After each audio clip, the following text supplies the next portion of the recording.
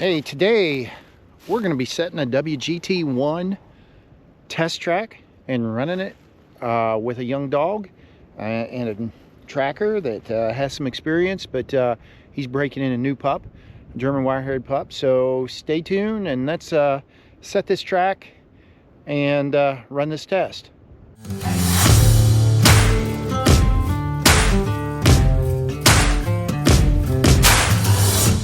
Okay, so we're getting ready here and to set this test. I carry a bag with me.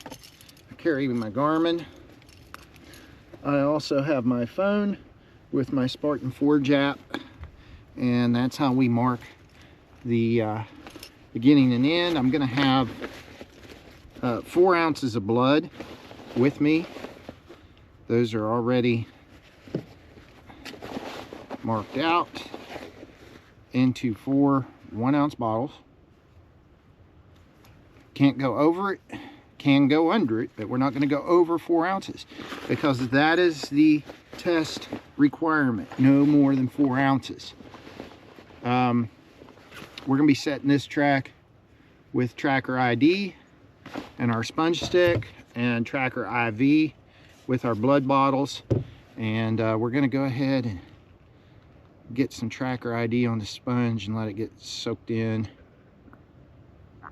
It's a cool day, so it's really good and sticky today, but about a dropper full.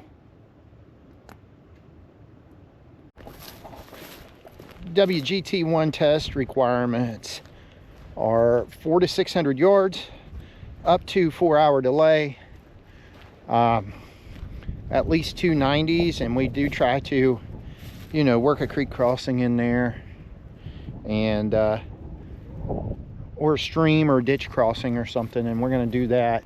We're going to get started here and get this track set. No more than 4 ounces of blood.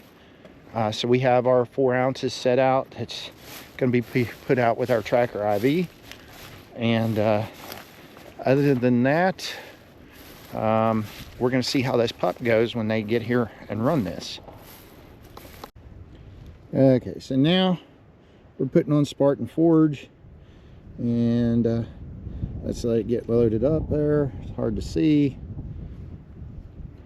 We're going to set a track, and that's how easy it is to start. And now we're going to set the Garmin. We'll go over that setting a Garmin here later on another video. So everything's set. I got 1 ounce of blood. I'm getting ready to load it into my IV, and it's just as simple as dropping there, and it's already dropped some blood. This is our impact, so there's gonna be a little bit of blood here, and off we go. So every time I'm putting that down, there's ID and blood being dispersed. Okay, here's our first little like ditch crossing. We're going to take it at a little bit of an angle.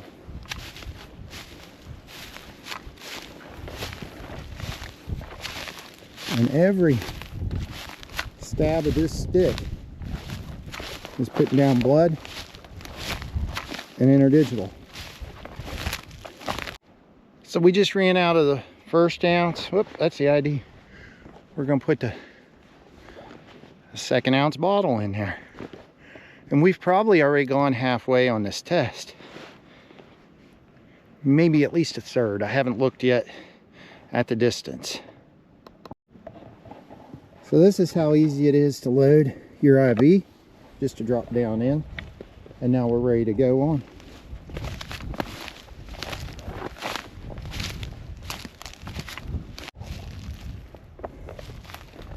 So we've entered a brushy segment of our track, and here we're going to make a 90.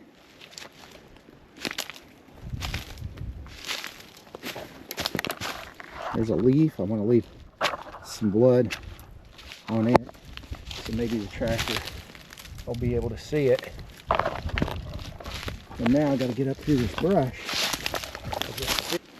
And what our deer do is they gather gain altitude, elevation, let's say, so they can watch the back trail. So right here we're going to stop. I'm going to put out some blood and some ID as a place this deer stopped. And then we're going to make it 90 out through there. So you can see that. We're going to make it 90. And now I'm going to refresh with some ID. Okay, we're out here. We got Jared. There's Jared. McKinney. And we got Derek back here filming. King from King Sky Dogs. And we have Zara. Zara. I gotta say it right. She's German Wirehair Pointer. And she's here to run a WGT1 test. And we've set it. You saw us set it earlier with the tracker's IV and ID. And we're going to put her on it. Requirements on this test is they get 45 minutes. And it's over 400 yards. I think this one's on 408 yards. And there's supposed to be 4 ounces of blood or less. We went like right at 2 ounces, ounce and 3/4. So it's gonna be interesting. Let's see what she does. Yeah. You got any questions for me before you start? And you can interview me, you can ask me. Yeah, so if you could just kind of explain the shot that you took. Sure. And the direction the deer travel after shot. Sure. So what happened is I was coming up this road right here, just walking home, and I got out there about where that water hole is, and looked over here, and there was a buck tending a doe right here. And I had my crossbow, and I just pulled up and shot because it was a big buck, and I could not see where that bolt hit. Right. Okay, but he kind of just like it was hard to explain. He didn't run, but he didn't walk, and he was humped up a little bit, but he just kind of took off, and he went, you know, kind of in that direction. And once he got around the turn, I was behind those cattails there. I couldn't keep track, and there was like 6 deer here, and they went all directions. Okay. So I don't know exactly where he went, but I know he was right there. There was a little drop of blood there, and from there I just lost sight of him, and I did not track him. Okay. Okay. Alrighty. So if you can just kind of stay behind us 10 yards or so, and then if you call out any blood you see to kind of help us out. Okay. Okay. I'm not really going to have time to wash the blood. I understand.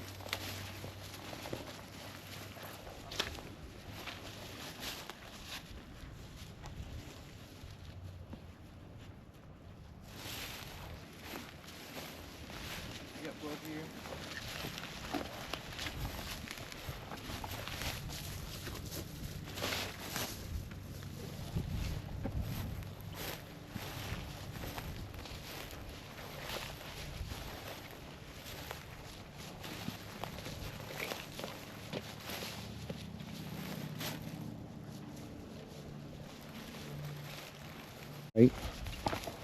I think they do sometimes, but it's definitely, this wind's coming from this direction.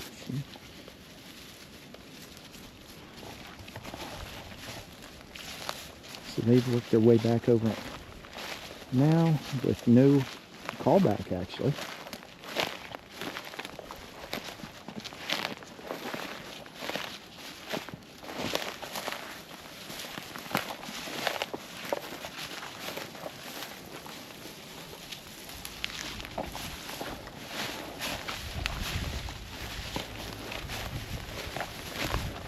What's the main indication with her to you that she's on live? Right now when she's digging like that. Digging? Pulling. She gets real excited. I can tell when she's off, and she'll start searching. It's like she's bird dogging. Search mode and darting her head, and she's not really pulling like that.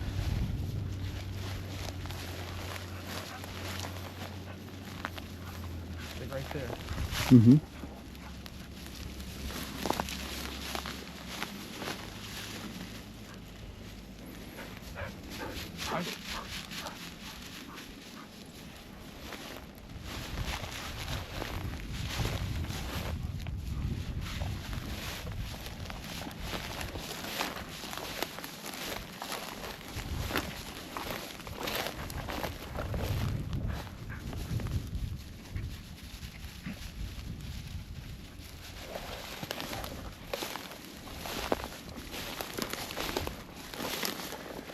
So she casts a little bit, does the bird dog casting back and forth when she's a little unsure of herself.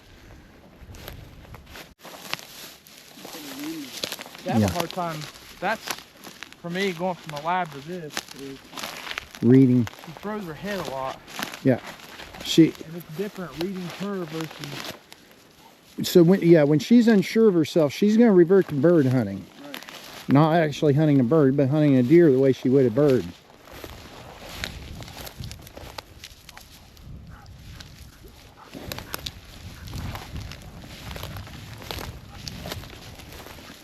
And the problem in this bowl right now is you're getting a swirling wind. Right. But like you said, when she's bulldogging you like that, I know she's on. She gives that's a hard indication.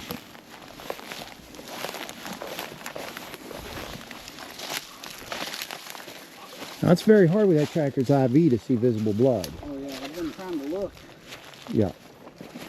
Blood right there. Yeah. So you know you're on track.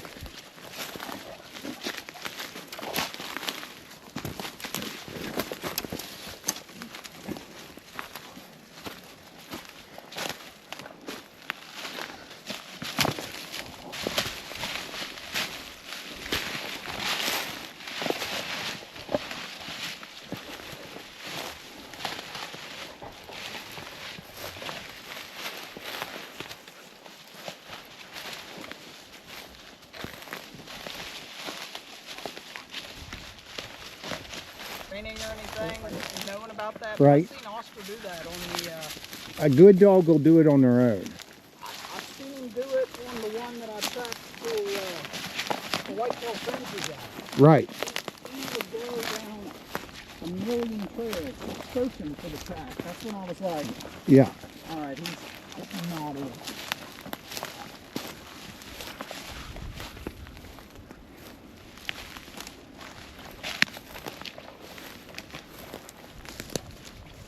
There's a little bit of a scent pool in here, I think.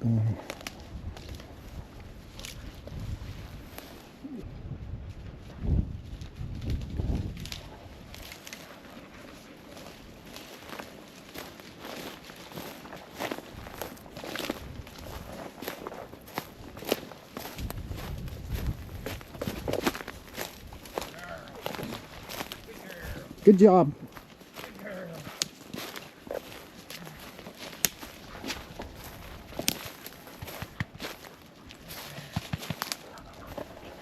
I think that bowl, for all that scent just in here whipping around, Yeah. it threw it for a loop. It's amazing how that works. I think she probably won't cut the trail when we came up that hill the first Yeah. time. That's a pretty neat water bowl. Yeah. Gun dog outdoors. Awesome. Well, she completed that in 20 minutes with one call back.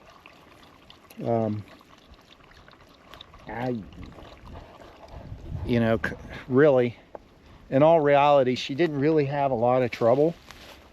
She was just wanting to do what a German Wirehair Pointer does, which is come heads up and bird hunt a little bit with this wind swirling in here, but she kept to the line.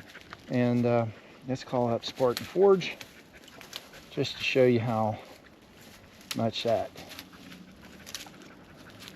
she was dead on it. I mean, you can see there's a double line. The only place she had any trouble was at the beginning for some reason, but Yeah, I'm not sure. I mean, we do 90s all the time. I don't know if it's yeah, I'm going to take a screenshot of that. all ground.